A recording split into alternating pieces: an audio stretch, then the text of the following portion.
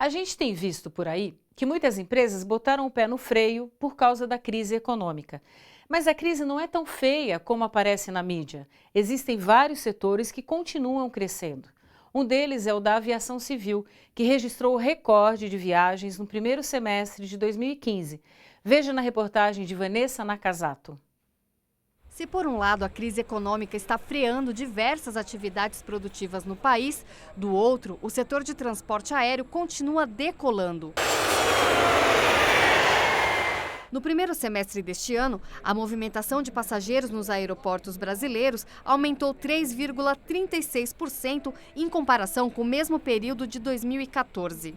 Ao todo, foram mais de 100 milhões de embarques e desembarques entre janeiro e junho, o melhor resultado da série histórica, segundo a Secretaria de Aviação Civil da Presidência da República. A despeito de se difundir a ideia de que nós estamos numa crise econômica, apresentar uma taxa de crescimento nesse contexto é um fator, logicamente, para se comemorar. O professor explica que a aviação civil é beneficiada pelo setor de serviços, que permanece aquecido, gerando emprego e renda, e pela queda do custo do combustível, que representa metade das despesas das empresas aéreas. Como o setor de serviços corresponde a 70% do PIB, de tudo aquilo que o país produz anualmente, e 70% do tráfego de passageiros é de turismo, é de negócios, então quem voa hoje é essencialmente os profissionais da área de serviços.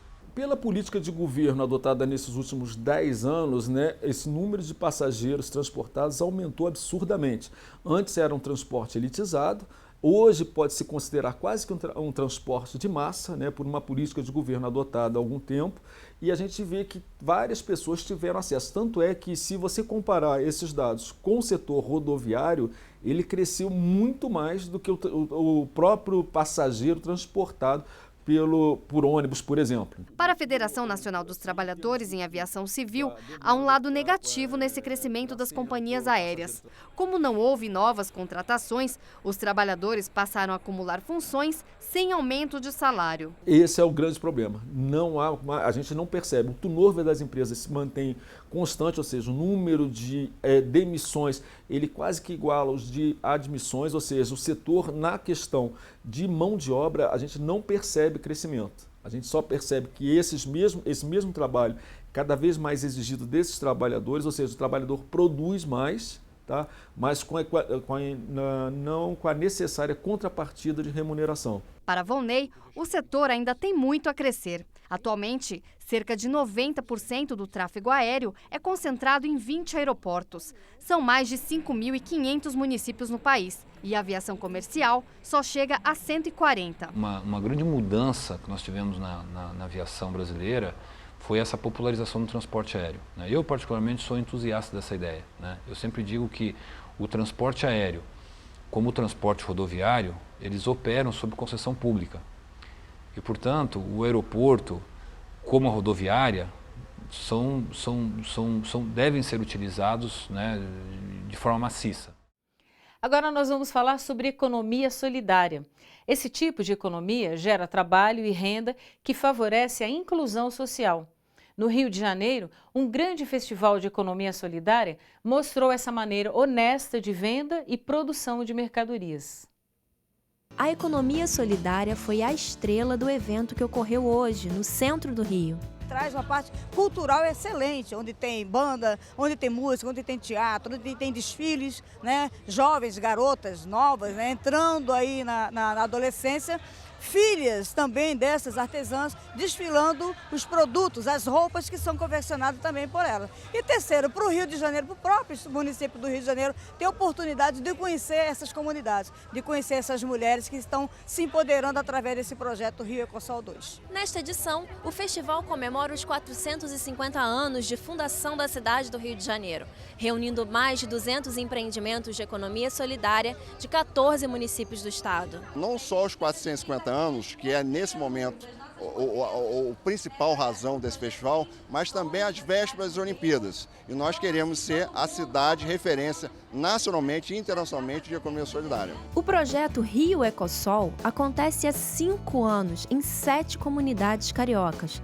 apoiando e capacitando os empreendedores locais. Para a gente também foi assim, uma oportunidade de poder precificar melhor a nossa mercadoria, aprender como colocar esse preço, melhorar o artesanato em si, dar uma outra cara para o nosso artesanato, que antes era vendido de maneira informal, mas que agora a gente já tem uma direção de acordo com o que a gente está recebendo nas aulas da Ecosol. Após esses 30 anos de estar ali como funcionário, empregado na empresa, você se soltar e poder fazer aquilo que você gosta e ao mesmo tempo ter uma renda e ao mesmo tempo passar isso para outras pessoas que de repente no meu ramo eu quase não vejo, né, moda praia na economia solidária.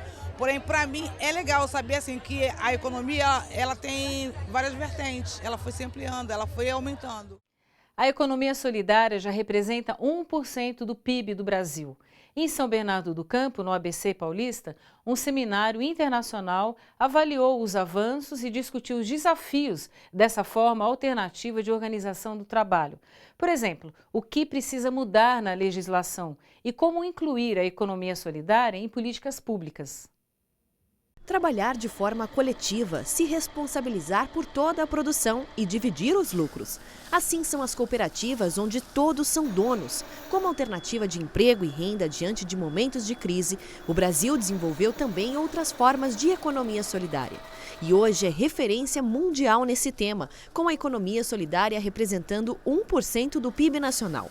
Para discutir os avanços e os desafios, a Unisol Brasil, que é a Central de Cooperativas e Empreendimentos Solidários, realizou um seminário internacional em São Bernardo do Campo. Nós entendemos a economia solidária enquanto um modelo de desenvolvimento econômico, social, político, ambiental. É um jeito diferente de gerar trabalho, gerar renda nos seus diversos setores, seja nos bancos comunitários, seja nas cooperativas de crédito, seja nas cooperativas da agricultura familiar, seja na questão do comércio justo, na questão dos clubes de trocas. Existe outra forma de organizar o trabalho. Uma alternativa de subsistência, de cuidar da sua família, mas também uma alternativa de que transforma a mentalidade da pessoa, a consciência dela, o grau de comprometimento do trabalhador com o negócio, com a empresa que ele está agora autogestionando. Representantes da Confederação Geral Italiana do Trabalho vieram reforçar uma parceria que já dura 20 anos. E começamos juntos a olhar a importância da economia solidária como um projeto que podia dar uma resposta ao desemprego que tinha no Brasil, assim como buscar alternativas para o modelo neoliberista. A Unisol Brasil tem hoje 850 empreendimentos filiados, o que representa mais de 70 mil pessoas envolvidas. Mas para essa economia solidária avançar ainda mais, é preciso incentivo e regulamentação. Na questão urbana, nós temos grandes desafios. É a questão do crédito, é a questão do investimento, a questão dos marcos regulatórios e, além de tudo isso, desburocratizar as compras públicas. Para os italianos, é hora dos sindicatos participarem mais.